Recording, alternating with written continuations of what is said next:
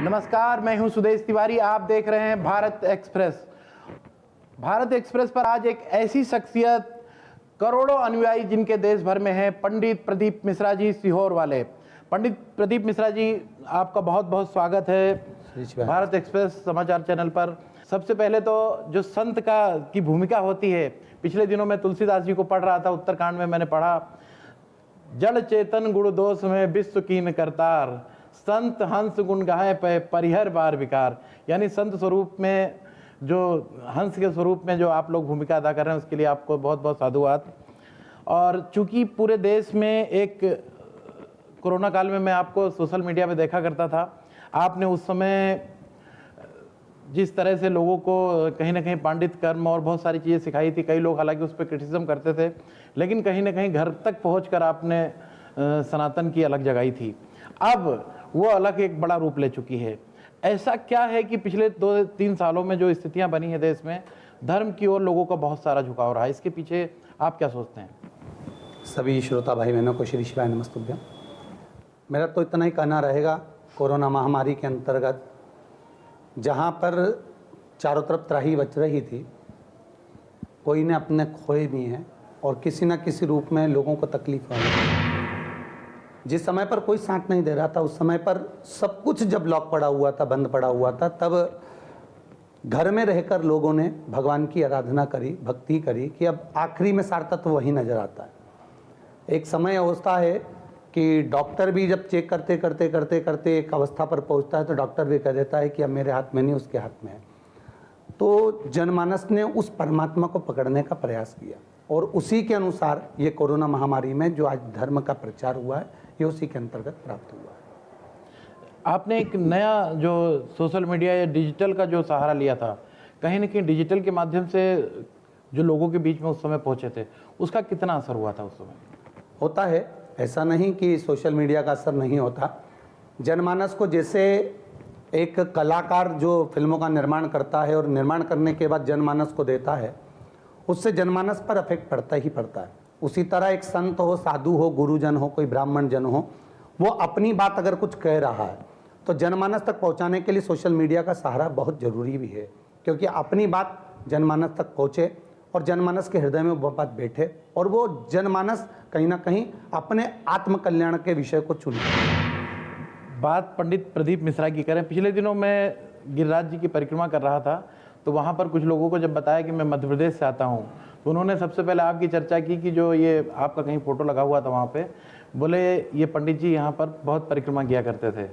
तो कृष्ण भक्ति से, हरि की भक्ति से हर की ओर जाने का सिलसिला कैसे बना, और इतना आगे चले गए कि मैं देख रहा था आज की एक गुजरात से एक परिवार आया था और उन्होंने जो आपकी कथा सुनी थी और उन्होंने जो आपने बताया था वो फॉलो किया, और क्योंकि भावी मेट सकें त्रिपुरारी।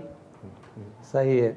हाँ, वैसे मेरा ब्रह्म संबंध इंदौर हवेली जी, गोवर्धन नाथ जी की हवेली जी, श्री विठलेश राय काका जी महाराज जी से हुआ है और पुष्टि मार्ग से हम लोग जुड़े हुए हैं। तो पुष्टि मार्ग के अनुसार ही गिरिराज बाबा की परिक्रमा करना, दर्शन करना, आराधना करना, गिरिराज जी पर दूध चढ़ाना और गोवर्धन नाथ जी का नित्य प्रति श्रृंगार करना, साज सजाना, बाबा के लाड़ लड़ाना, ये क्रम चालू था। परिक्रमा करने हमेशा जाया करते थे। उसी परिक्रमा मार्ग में चकलेश्वर महादेव पड़ते हैं, जहाँ पर पहुंचकर थोड़ी बाबा की सेवा कर देना, मानसी गंगा का जल लेना, स्नान कराना, झाड़ू लगा देना, पोछा लगा देना। कहीं ना कहीं जैसे हमारे यहाँ शास्त्रों में भी वर्णन किया गया, राम कथा के अंतर्गत भी आता है कि राम जी महाराज शिव जी की महत्वता दर्शाते हैं, भगवान कृष्ण पांडवों को भगवान शंकर की महत्वता दर्शाते हैं। तो मुझे ऐसा लगता है कि मेरे गोवर्धन नाथ जी ने कहीं ना कहीं मुझे शंकर के पास भेजा है। नहीं कोई शिव समान प्रतिधारी, बिन अग तजी सती असनारी। शायद मुझे लगता है रमापति राम उमापति शंभु, एक दूजे का नाम उच्चारा। आप भी हरि की भक्ति से हर की भक्ति की तरफ आए। पंडित जी, सबसे प्रमुख बात यह है कि समाज में लोग आपाधापी का दौर चल रहा है, भाग दौड़ चल रही है, प्रोफेशनलिज्म में लोग इतना व्यस्त हो जाते हैं कि आजकल विषाद लोगों के अंदर बहुत हो रहा है, अवसाद लोगों के अंदर बहुत हो रहा है। कई लोग ऐसी स्थिति होती है कि आत्महत्या जैसे कदम भी उठा लेते हैं। अभी पिछले दिनों इंदौर में देखा, गुरु शिष्य की परंपरा को कलंकित किया एक युवक ने, अपनी जो गुरु थी उन पर ही पेट्रोल डालकर आग लगाने। तो जो समाज में इस तरह की मानसिकता आखिर क्यों बढ़ रही है? चूँकि जैसा कि कहा कि भावी मेट सकें त्रिपुरारी, तो लोगों के लिए क्या सलाह है आपकी तरफ से? मैं तो इतना ही कहना चाहूँगा, कर्म प्रधान रहिए। आप जितना मेहनत करेंगे, कर्म करेंगे, उसके अनुसार आप आगे बढ़ते चले जाएंगे। मूलतः आज का जो समय है, वर्तमान समय में लोग कहीं ना कहीं भटक भी रहे हैं और जुड़ भी रहे हैं। पर मेरा इतना सा निवेदन रहेगा कि जुड़ो, मना नहीं, पर ऐसी जगह जुड़िए जो सनातन धर्म की ओर अग्रण्य हो और आपको परमात्मा के साथ साथ आपके कर्म को भी प्रधानता प्रदान करे। हमारी शिव महापुराण हमेशा कहती रही है कर्म प्रधान है। आप कर्म करते रहिए, मेहनत करिए। कई बार लोग मेहनत करते करते करते करते एकदम हताश हो जाते हैं और हताश होने के बाद सोचते हैं कि अब इस संसार में मुझे रहना ही नहीं है। पर मेरा इतना सा निवेदन रहेगा कि एक बहू अपने कमरे के अंदर या हम अपने घर के अंदर अपने कमरे में अटाला नहीं रख सकते। मेरे कमरे में कोई अटाला मुझे पसंद नहीं है। तो ये सृष्टि मेरे महादेव की सृष्टि है, तो महादेव भी अटाले को इकट्ठा नहीं करेगा। तो यहाँ इस पृथ्वी पर अगर आपका जन्म हुआ है तो आपको कुछ वीआईपी बनाकर ही मेरे महादेव ने भेजा है। उसको आपको निखारना है, उसको आपको जनमानस के सामने लाना है। बार बार हार रहे हो, हारने से मृत्यु हुई मूल नहीं है कि आप मरोगे तभी आप इससे निदान पा जाओगे। कुछ कर्म अच्छा करने का प्रयास करिए। जब कर्म अच्छा करने का प्रयास करोगे तो आप वैसे ही आगे बढ़ जाओगे। अभी एक चीज बहुत देखने को मिली है, चाहे मैंने देखा कि उत्तराखंड की तरफ जाएं तो केदारनाथ की तरफ जाने के लिए मार्ग बनाए जा रहे हैं। पिछले दिनों महाकाल लोक का निर्माण हुआ, काशी विश्वनाथ जी में निर्माण हुआ और सनातन संस्थान बन रहा है ओंकारेश्वर में। तो कहीं ना कहीं जिस तरह की स्थितियां, सरकारें भी इस ओर अग्रसर हुई हैं, भले श्रेय की बात होती हो, तो इसको किस तरह से देखते हैं, जिस तरह से महाकाल लोक एक उदाहरण? एक समय पूर्व का रहा हुआ है जिसके अंतर्गत मंदिरों को तोड़ा गया, उन मंदिरों पर कब्जा किया गया, मंदिरों से मूर्तियां चुराई गईं, मंदिरों को तोड़कर मूर्तियों को ले जाकर कहीं ना कहीं किसी न किसी रूप में उसको खंडित किया गया, मंदिरों को नष्ट करने का प्रयास किया गया। पर अब सनातन धर्म की जब अग्रण्यता आई है और कहीं ना कहीं हमारा सनातन धर्म आगे बढ़ रहा है, तो शुरुआत मंदिर से ही करी गई ना, क्योंकि नुकसान भी मंदिरों को हुआ है। पूर्व में तोड़े गए तो धर्म की ध्वजा को ही तोड़ा गया ना, कि मंदिर नष्ट होंगे तो अपने आप सनातन ही नष्ट हो जाएगा, अपने आप ये धर्म नष्ट हो जाएगा। तो वापिस अगर मंदिर बन रहे हैं तो उसके लिए तो हमको गौरव महसूस होना चाहिए, प्रसन्न होना चाहिए। जो हमारे पुरातन मंदिर हैं वो वापिस प्रकाशित हो रहे हैं। जो लोग एक समय में गोवा घूमने जाते थे, कहीं दूसरी जगह शिमला घूमने जाते थे, आज लोगों को एक आनंद का उमंगता आती है कि हम लोग महाकाल लोक घूमने जा रहे हैं, हम काशी लोक घूमने जा रहे हैं, हम भगवान देवादिदेव महादेव की ओमकारेश्वर की भूमि को दर्शन करने जा रहे हैं। तो इसमें हमें प्रसन्नता होना चाहिए और ये बहुत अच्छा है। 400 सालों बाद रामलला विराजेंगे अपने स्थान पर अवध में। अवध में बहुत अच्छा है। उनके लिए तो पलक पावड़े बिछाकर एक एक सनातनी बैठा हुआ है और वो जरूरी भी है। पंडित जी, रामकथा और शिव महापुराण आप दोनों करते हैं? मैं श्रीमद् भागवत कथा, राम कथा, शिव पुराण का स्मरण है। जो बाबा की कृपा से बाबा दे देता है वो वाचने का प्रयास करते हैं। और शिव महापुराण तो वैसे ही गहन समुद्र है, उसमें से लोटा भर के थोड़ा थोड़ा निकाल के जनमानस को देते रहते हैं। रुद्राक्ष को लेकर हमने देखा कि चूंकि रुद्राक्ष तो बचपन से मैं भी घर में पूजा हुआ करती थी, रुद्राक्ष को लेकर मैंने देखा कि लोगों के अंदर अभी मैं किसी से बताया कि मैं पंडित जी से आशीर्वाद लेने जा रहा हूँ, मिलने जा रहा हूँ, तो लोगों ने बोला कि एक रुद्राक्ष जरूर ले आना उनके लिए प्रसाद के तौर पर। उसका महत्व क्या है? अभी जिस तरह से लोगों में एक उत्साह हुआ है, पहले एक मुखी रुद्राक्ष लोग ढूंढा करते थे, पंचमुखी तरह तरह की, और आपके यहाँ पे मैंने देखा कि एक अलग ही उत्साह है रुद्राक्ष को लेकर। क्या महत्व है रुद्राक्ष का? शिव महापुराण की विद्येश्वर संहिता में और स्कंद पुराण में, पद्म पुराण में, गर्ग संहिता में, नर्मदा पुराण में, लिंग पुराण में रुद्राक्ष का महत्व बताया गया। 1 मुखी से लेकर 14 मुखी तक रुद्राक्ष शिव पुराण के अंदर है, वर्णित किए गए हैं। स्कंद पुराण में 1 मुखी से लेकर 21 मुखी तक रुद्राक्षों का महत्व बताया गया। भगवान देवादिदेव महादेव जब एकांत में बैठकर तब साधना में रहते हैं, तब माँ जगतजननी उनके नेत्रों पर हस्तकमल रखती हैं, जिससे अश्रु गिरता है। उस अश्रु के गिरने से एक रुद्राक्ष उत्पन्न होता है। भगवान शिव के सम्मुख में जब वो रुद्राक्ष उत्पन्न होता है तो माँ पार्वती उसको हस्तकमल में ले लेती हैं और पूछती है, महादेव इसका क्या करना है, ये आपके द्वारा प्रकट हुआ है। शिव जी कहते हैं, जैसा मैं मृत्यु का हरण करने वाला हूँ, महामृत्युंजय है, उसी रूप में ये रुद्राक्ष भी महामृत्युंजय के रूप में ही रहेगा। मेरा ही एक अंश, मेरा ही एक स्वरूप इस रुद्राक्ष के रूप में रहेगा। हम हमेशा कथा में कहते रहे, ये जरूरी नहीं कि आप 1 मुखी रुद्राक्ष पहन रहे हैं या 5 मुखी पहन रहे हैं, 7 मुखी पहन रहे हैं या 10 मुखी पहन रहे हैं। मूल ये है कि आपका उस रुद्राक्ष के प्रति विश्वास कितना है। अगर आपका विश्वास उस रुद्राक्ष के प्रति पूर्ण है तो निश्चितता है देवाधिदेव महादेव आपसे कदम से कदम मिलाकर चलेंगे। हमारा पड़ोसी देश पाकिस्तान भुखमरी से गुजर रहा है आजकल। क्योंकि आप एक करोड़ों की संख्या में अनुयायी हैं आपकी, क्या संदेश देंगे पाकिस्तान के लिए? इतना ही कहना चाहूँगा कि हमेशा कर्म अच्छा कर कर चलेंगे तो उसका फल भी अच्छा मिलेगा। ऐसा नहीं कि दुख नहीं होता, कोई अगर भूखा रहता है एक साधारण सा जीव भी तो हमको दुख तकलीफ होती है। हम भारत के वासी हैं, हम इस हिंदुस्तान में इस भारत की भूमि पर निवास करते हैं, तो देखकर दुखी तो होते हैं, तकलीफ तो होती है कि कोई भूखा रह रहा है तो अच्छी बात नहीं है। पर भगवान से यही प्रार्थना करेंगे कि शीघ्र वहाँ की भी दशा सुधरे। अगर बात की जाए चमत्कारों की, तो एक दौर चला है कि किसी के यहाँ पर कई लोग भूत प्रेत और चमत्कार की बात करते हैं। क्योंकि मैंने जो सनातन को पढ़ा है, रामचरितमानस का भी थोड़ा बहुत अध्ययन किया है हमने, तो किसी तरह का कोई चमत्कार का रिश्ता नहीं रहा। कैसे देखते हैं आप? बिल्कुल सही है। शिव महापुराण में भी चमत्कार का कोई महत्व नहीं बताया।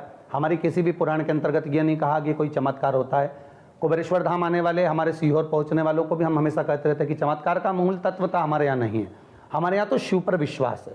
आप एक लोटा जल चढ़ा रहे हैं, आपको जरूरी नहीं है कि आप शिवहर आएँ या कहीं अन्य जगह जाएं। आप तो आपके शिवालय में जो आपके घर के नज़दीक में, वहाँ जाओ, शिव जी को जल चढ़ाओ, आप में खुद आनंद की अनुभूति होगी। पहले हमारे समय में, हमारे भाव में आप देखेंगे कि घर की बुजुर्ग माताएं जो कह देती थी वो सिद्ध हो जाता था, क्योंकि उनके भजन का बल इतना प्रबल होता था, उनका तप का बल इतना प्रबल होता था। तो हम तो इसको मानते नहीं। पिछले साल मुझे पूरा ध्यान है, मैं इंदौर में था, तो मेरे घर के पास एक बेलपत्र का वृक्ष था और मैंने देखा कि उसमें लोग सभी पत्ते उसके तोड़ के लेके गए। मैंने शायद मैसेज भी किया था आपको, आप शायद उस समय उत्तराखंड में थे। जब शिवमानस पूजा में साका नाम युतम जलम रुचिकरम कर्पूर खंडो जलम मनसा मानस पूजा कही गई है, तो कम से कम लोगों को एक आपकी तरफ से ऐसा संदेश हो कि एक बेलपत्र भी चढ़ाएंगे। लोग हजारों की और लाखों की संख्या में चढ़ाने के चक्कर में कहीं ना कहीं प्रकृति का, उसके लिए क्या कहेंगे? नहीं, ये शिव महापुराण भी वर्णन करती है। हम हमारी व्यासपीठ से भी कहते हैं कि शिव जी पे चढ़ा हुआ बेलपत्र ही धोकर आप चढ़ा दीजिए, बाबा स्वीकार कर लेगा। और बेलपत्र चढ़ाता कौन है? जिसने एक बेलपत्र का वृक्ष लगाया हुआ होता है। जिसने बेलपत्र का वृक्ष लगाया हुआ है उसको पूर्ण हक है कि किसी वृक्ष की बेलपत्र लेकर आप शिव जी को समर्पित करें और शंकर भगवान को चढ़ाएं। अपने जीवन में अपना मनुष्य देह जब तक है, मानव का शरीर जब तक है, हम तो सबसे कहना चाहेंगे कि अपने जीवन में एक बेलपत्र का वृक्ष अवश्य रोपित करें, उसको बड़ा करें, जिससे आपके जाने के बाद भी उस बेलपत्र की पत्ती बाबा देवाधिदेव महादेव को चढ़ती रहे। 1000 तो ना तोड़े कम से कम। बिल्कुल बिल्कुल, इतना तो हमारे यहाँ बताते ही नहीं है कि 1000 तोड़ो कि 108 तोड़ो कि 10 तोड़ो। आपने एक चढ़ा दिया, वो हजारों लाखों के बराबर है। बिल्कुल। पंडित जी, एक और चीज़ आपसे, हमारे दर्शकों को आपके माध्यम से बताना चाहेंगे कि परीक्षा का सीजन चल रहा है। क्योंकि आपने जो भी बताया, कोई ऐसी चीज़ ना चमत्कार की बात करते हैं, आप यही बोलते हैं कि शहद के साथ में बेलपत्र चढ़ाएं या फिर और भी विधि। एक और आपके नाम, अब एक और शिव जी के किसी गण का आप नाम लेते हैं, जिससे अभी आपने बताया था कि सफ़ेद आंकड़ा लगा दें। हम पढ़ते हम भी, लेकिन हमने नहीं सुना था।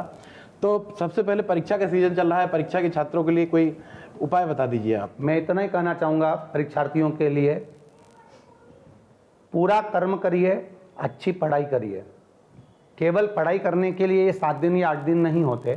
वर्ष भर अपनी विद्या पर ध्यान दीजिए, वर्ष भर अच्छी पढ़ाई करिए और पढ़ाई के साथ में बाबा देवाधिदेव महादेव पर विश्वास भी करिए। आपके माता पिता आपको पढ़ाने के लिए अपना सर्वस्व निछावर कर देते हैं। उसका मतलब ये नहीं कि आप इतने डिप्रेशन में पहुंच जाएं कि चाहे कुछ हो जाए कि वो मुझे पास होना है। मानते हैं आपको उत्तीर्ण होना है, पास होना है, तो मेहनत आपको करना पड़ेगी, कर्म आपको करना पड़ेगा, लिखना आपको पड़ेगा, पढ़ना आपको पड़ेगा। माता पिता आपके लिए रात दिन जग सकते हैं, चाय बना कर दे सकते हैं, भोजन बना कर दे सकते हैं, पर मेहनत आपकी होना चाहिए। और मान लो आपका रिजल्ट बाबा की कृपा से वैसे तो अच्छा है, हम तो यही प्रार्थना करेंगे देवाधिदेव महादेव सबके रिजल्ट अच्छे हैं, पर किसी कारणवश यदि कोई तकलीफ आ भी जाती है तो इतनी जल्दी हमें टूटना नहीं है, हारना नहीं है। जो चलता है वही ठोकर खाकर गिरता है, जो बैठा रहता है उसको तो ठोकर लगती ही नहीं ना। ठोकर उसको कहाँ से लगेगी? जो बैठा हुआ है वो तो मस्ती में। आप चल रहे हो, आगे बढ़ने का प्रयास कर रहे हो, ऊपर चढ़ने का प्रयास कर रहे हो, तो ऊपर चढ़ने का प्रयास करोगे, अगर थोड़ा सा गिर भी जाओ तो संभलने का प्रयास करना, अपने देह को त्यागने का नहीं। उससे और अग्रणता पाना, और कर्म करूंगा, और मेहनत करूंगा, और आगे बढ़ूंगा।